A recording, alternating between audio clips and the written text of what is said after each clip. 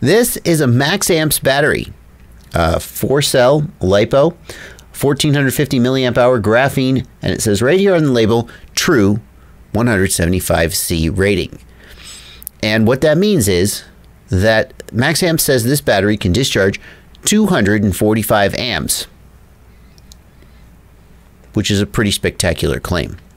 Now, there are some people who say that C rating in LiPo batteries has gotten out of control, that it's just a marketing game where everybody just puts a bigger number on the battery than the last guy.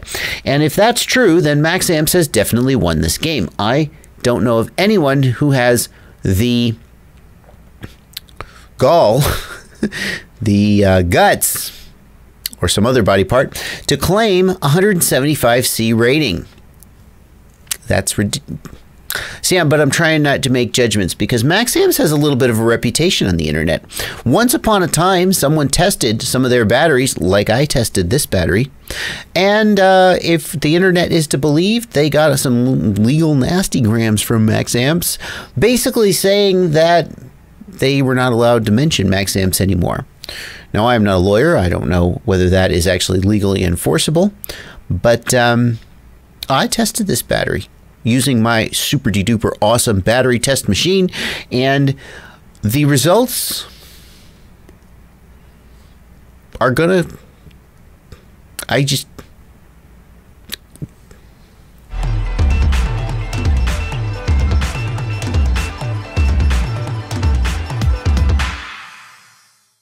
My history with MaxAmps batteries starts way back when I was doing my original battery testing before I got my super duper awesome battery test machine. And somebody sent me a MaxAmps battery to test, and I tested it, and it was terrible. And it was actually that test that got me thinking, I need to do a better job in my battery testing, because I thought to myself, somebody could have just sent me, I don't know that I got the battery from MaxAmps. Somebody could have just sent me a pack. Actually, I know that I didn't get it from MaxAmps. Somebody said, I bought this pack and I want to send it to you. I know for a fact that MaxAmps didn't send me that pack. But I mean, they could have discharged it to 2.5 volts per cell, so, you know, damaged it. Who knows what the history of that pack was? And that is why now, when I do battery testing, I buy these packs at retail, in case you hadn't heard. I use a secret shopper. I don't buy them under my own name, so that you know that this pack is the exact same pack that you would get if you were to buy it off the internet. And I always said, here's what I've always said about MaxAmps. The one pack that I did tested terribly. I was very careful, especially because MaxAmps might be a little bit litigious. I was very careful not to make judgments about MaxAmps in general. And I said, even if MaxAmps was a great battery, this is a $64 battery. $64 for one battery. It's a $64 battery. It can't be that much better than a Tattoo R-Line or another really, really good battery to justify the price. And I put the battery on my test machine, and I'd like to tell you that I was completely objective. But the whole time when I was buying this battery, I was like, I'm going to buy the battery. I'm going to be fair, but I'm sure it's going to do mediocre to decent. And I really expected to be here right now saying it's not worth the price. And that is not what I'm here to say. This battery did... I can't even say it. Let's look at the results. Here is the discharge graph for the 1C capacity test.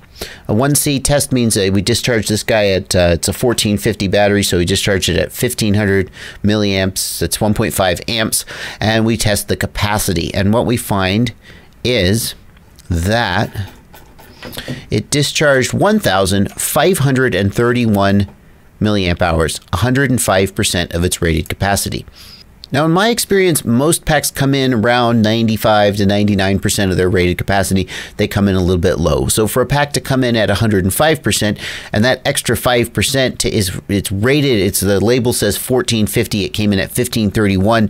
That's a pretty fair whack. It's common to see batteries with a high energy density. In other words, lots of milliamp hours per gram, but then those batteries aren't very good at discharge. A battery that to be good at both is a little bit unexpected. So let's see how the battery did in the discharge tests. Here are the C rating tests. And what we do here is I discharge the battery at 10 amps, 20 amps, 30 amps, 40 amps. And when the battery hits 14 volts, that's the cutoff that I use, then the test is stopped.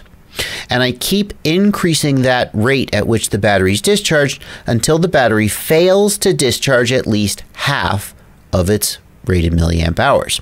The idea here is that as we discharge at a higher rate, more and more of the battery's energy will be wasted as heat, and 50% of its milliamp hours is just an arbitrary threshold that I use just because you got to stop somewhere. And what I typically tend to see is that below that 50% threshold, the performance of the battery just really drops off precipitously. So how did this battery do in that test? At a discharge rate of 50 amps, the battery discharged 1,317 milliamp hours, 86% of its capacity. It lasted for 96 seconds at a discharge rate of 50 amps. At 60 amps, the battery discharged 1,083 milliamp hours, 70% of its capacity, and it lasted for 66 seconds. It held 60 amps for 66 seconds before dropping below 14.0 volts.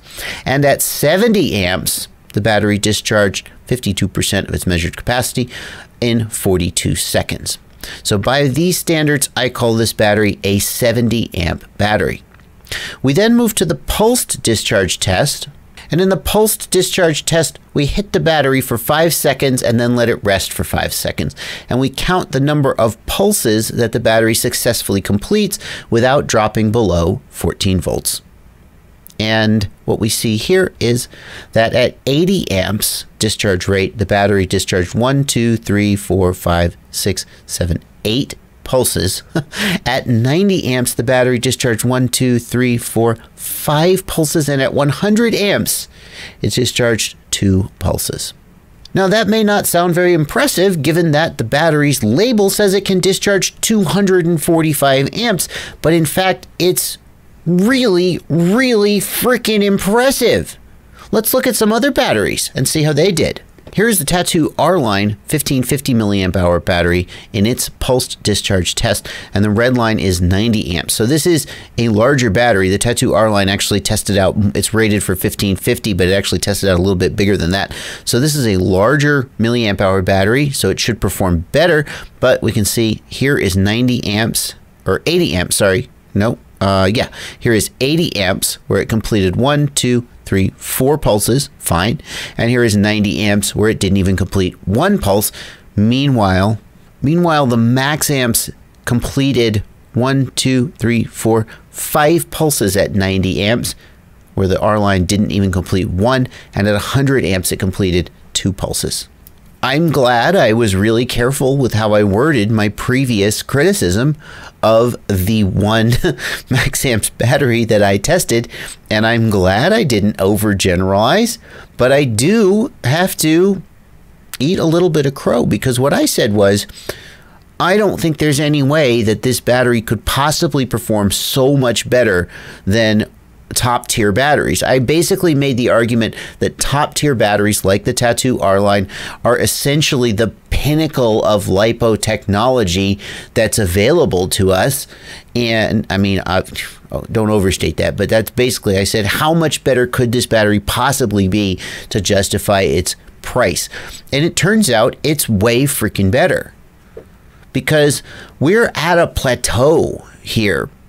Right? The battery performance, it's not like we're going to go from a 70 amp discharge to 100 or to 100. That's a non-linear progression. It's way harder to get from 70 to 80 to 90 amps without sag. So the fact that this guy gets 100, it's 2 pulses at 100 amps and 5 pulses at 90 amps, when the Tattoo R-Line, you can barely do 4 pulses at 80 amps or whatever. That's really something. Is this battery worth $65 to you? Well, no. The answer is no for the vast majority of you. And for me, there's no way, especially flying mini quads, I would ever spend 65 bucks on a battery. I'm going to destroy it by crashing it before I ever get my money's worth out of it. But, like, I mean, here's what I don't get. When people heard I was testing this battery, some people said, these guys are known for, you know, I was in, these guys, MaxAmps has been in like car racing and truck racing, you know, wheeled vehicles, RC racing for a long time. And they said way back in the day, they were super overpriced and they didn't perform. And I wonder if that's still true. And I can't speak to that. I can't speak to the longevity of the battery. The temperature was fine. I mean, the results are so weird that I'm like, well, what's the catch? And I haven't found one yet. So I haven't tested the longevity of the battery, the durability of the battery. Technically, they have a lifetime warranty. The warranty's only as good as I mean, if it's a lifetime warranty and then the minute you try and claim it, they're like, you abused it. Then, so I don't know how good the warranty is, but now that I've made this video and told you about these results, the next thing I'm going to do is I'm going to fly this battery and I'm going to see if it performs as good in the air as it did on the bench, but it performed shockingly good on the bench.